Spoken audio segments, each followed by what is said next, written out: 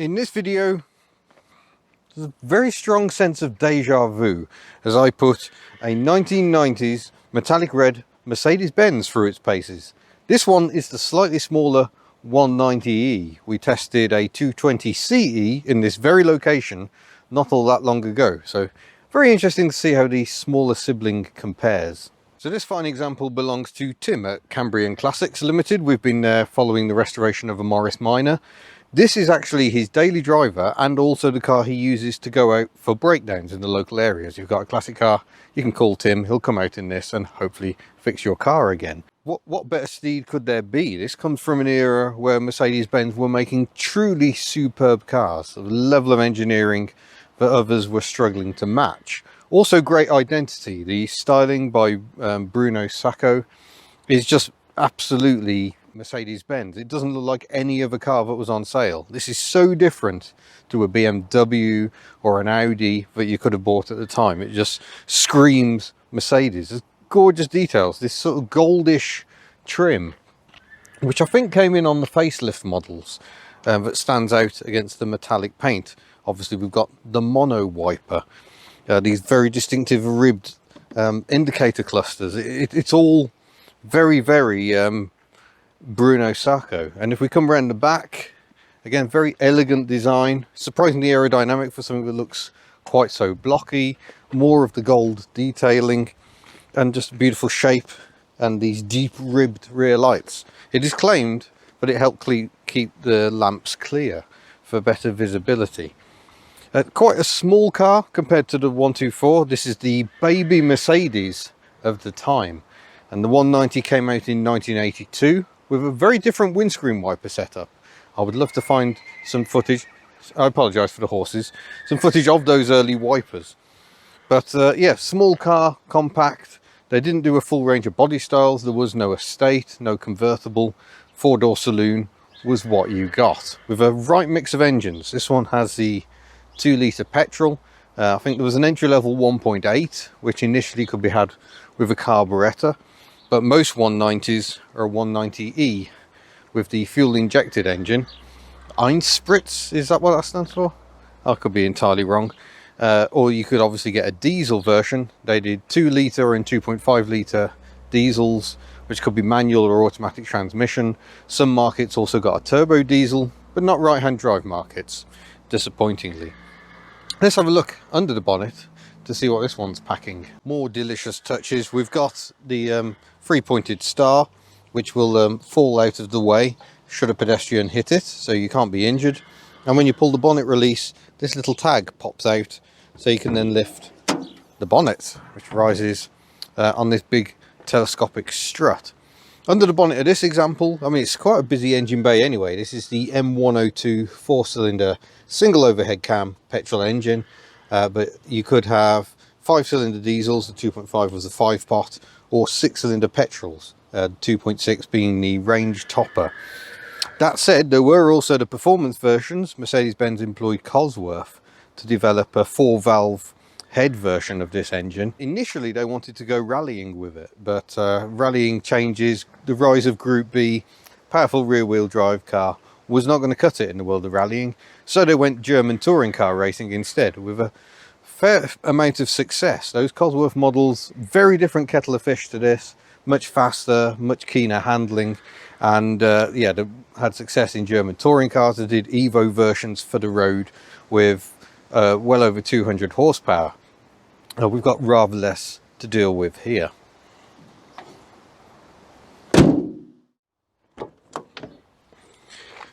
Climbing aboard, it's a lot of beige in here. It certainly isn't a sea of black plastic. Everything shuts really nicely, nice quality feel for everything. We've got the typical indicator, well, stalks doesn't seem quite appropriate for that. It's more like an indicator lever, but also operates the windscreen wipers, a rotating dial for the headlamps. But yeah, it's a lovely, I don't know if it's wood or fake wood, but it's somehow very 1980s. Got a 4-speed automatic transmission. That's Mercedes-Benz own transmission. And we've got 4 electric windows. Oh yeah, proper hazard warning indicator relay noise. One key difference between this and the 124 is the position of the handbrake. Rather than foot operated, because the footwell's a bit smaller in the 190, they decided to go for a conventional handbrake on these models, which is only slightly obscured by the armrest, but nonetheless that makes things very comfortable. There we go. Huge steering wheel. In some ways it feels very much like an evolution of the earlier Mercedes-Benz models, the W123.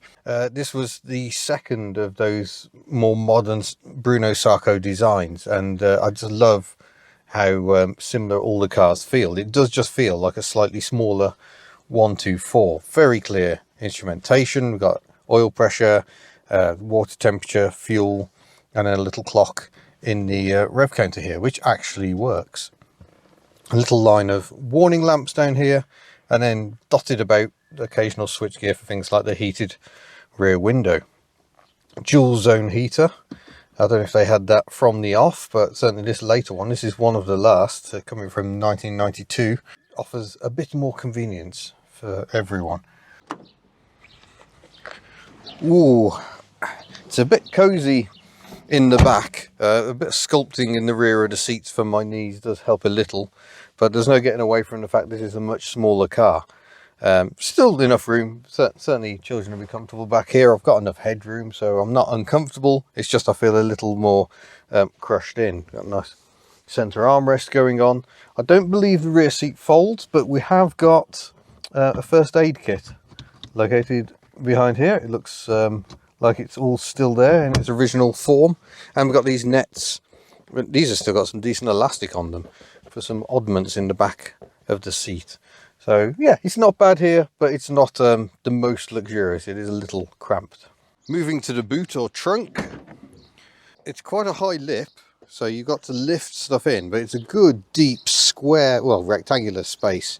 So there's a fair bit of room in there, and one detail I love on these Mercs, you get a warning triangle with the car, and it's fitted in such a way that it's visible when you've got the boot open. So if you break down on the motorway, as soon as you open the boot, you've got a warning to other traffic, and I think that's a lovely touch. So yeah, there's a decent amount of boot space, especially considering this has a multi-link rear suspension, so it takes up quite a lot of space, and that rear wheel drive nature again robs a bit of passenger space, but makes for a car which handles all the better. One more detail, it is said, and sadly we actually can't prove it today, but the rear window is self-cleaning. They worked on the aerodynamics so hard that this will clear with sheer aerodynamics as you go down the road. Sadly, we're not going to get to test that by the look of it, but never say never. But there are other aspects of clearing windscreens that we can test. So one delicious aspect is, of course, the windscreen wiper. We shall give that a test. Look at this go. Look at that. Jigger, jigger, jigger, jigger, jigger, jigger. So the blade gets right up into the corners. You've got some corner of disappointment, but really it's a very impressive wiper performance, especially for a single wiper. And yeah, I like them very much indeed. But when these first came out in 1982, they did not have this jiggly wiper. They had a single wiper arm with two wiper blades, the details of which I would very much like to see a video about. So if you've got an early Mercedes-Benz 190, do let me know. Let's get driving then. Start the engine. There we go. I'm just going to put the fan on so we've got a bit of ventilation. It's getting quite warm today. And set the vents. And we are ready to pop into drive.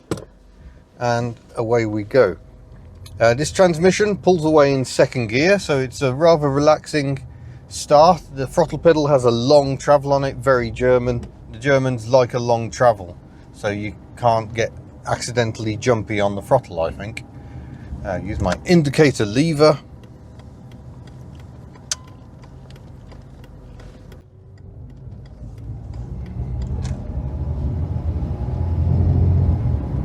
And yeah, it's just smooth and relaxing. It doesn't feel like a car you necessarily want to hustle, but nonetheless, we're going to take it down a road that hopefully we can do a little hustling on, and we'll see how that goes. There's a trend you don't often see these days, is to have a 4-speed gearbox that only uses 3 gears, but that's very much how Mercedes-Benz wanted to do things back then. It keeps the revs down, makes it feel more relaxing. But as we build speed, it does get a little revvy, holds the revs a little more than a modern automatic gearbox might do. But yeah, the main thing that comes through is just the staggering competence of the thing.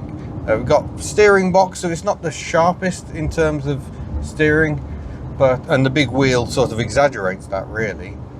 But it's lovely and competent the way it flows along this road. It does feel like it's rolling a bit in the bend, but not alarmingly so. It's just enough to be comfortable. So it will use first gear if you absolutely stamp on the throttle, and Tim says that's absolutely fine to do. So let's do that.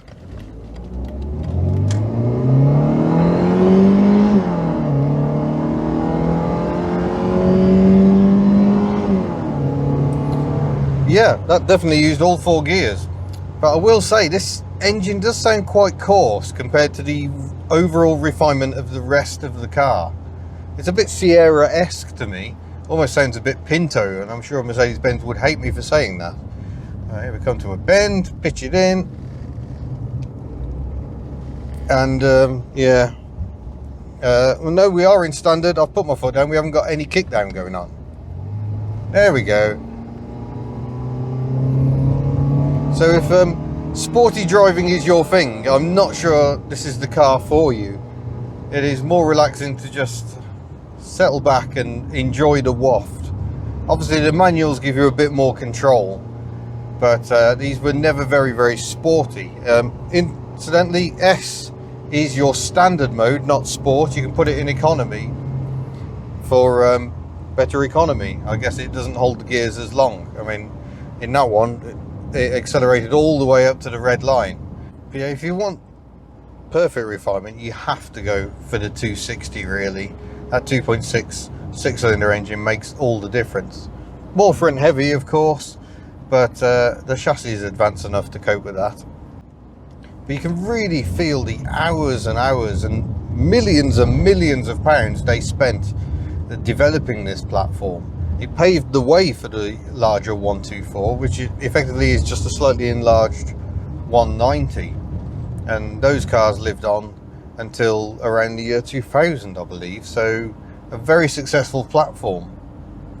The 190 itself was replaced in about 94, I think, by the C-Class, which was very much an evolution of this platform, and unfortunately a slight cheapening of this platform also. It was a phase where Mercedes-Benz became obsessed with cost to the point that sadly it began to detract from the build quality of their cars, the reputation for quality that had been built by cars such as this.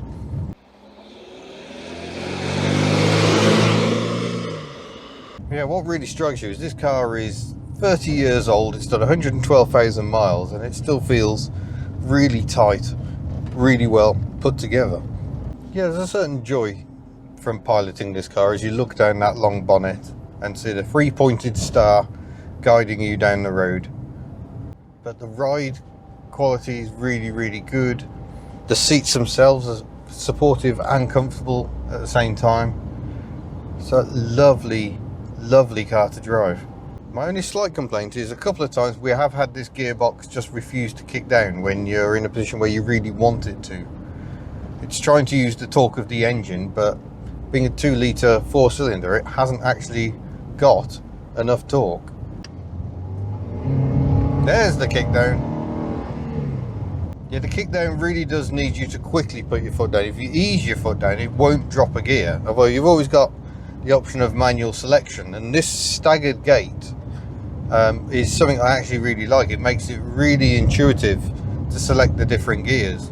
So from the drive position I'm in at the moment, if I want some more engine braking, if I want to like here for instance, I can just knock it down into third, and without even having to look. And then if I want to drop it further into second, we want to come and have a look at the selector. I've then got to pull it over here and back. So that's my second, and then we'll just ping it back up into drive. So that change between drive and third is really easy to make. without even looking. You just sort of knock the gear lever and there it is. Oh yeah, it's a twisty little road. And this is a sort of occasion where actually holding it in third gear makes all the difference. Yeah, I think this is where the 190 scores, because it's just a little bit more nimble than the 124, because it is that little bit smaller.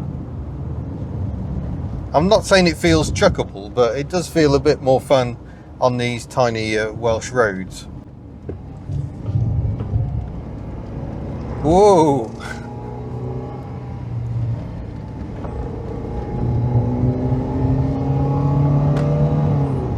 Back end just slightly trying to come around on us there. Really nice, reassuring brakes as well. It's a slightly soft pedal, but one where you think they put an awful lot of thought into exactly how they want it to feel. Incidentally, you may have noticed its indicators right on this car, and you may be thinking, well, that's a bit strange for a Continental manufacturer, but for left-hand drive they flipped everything, so the indicator stalk, or multifunction stalk as they like to call it, would be on the left-hand side and the ignition key would be on the right. For effortlessly cruising around the countryside, this is yeah, this is where this car shines. In a way a BMW probably doesn't quite so much. Very different driving experiences. Well, there we go, that's the Mercedes-Benz 190, just typical German class and beautiful engineering. A top-notch package. Don't forget you can head to the Hubnut store and find lovely items for sale, or there are links to support us in the description below. But otherwise, thank you very much, and I'll see you in a future video. Farewell.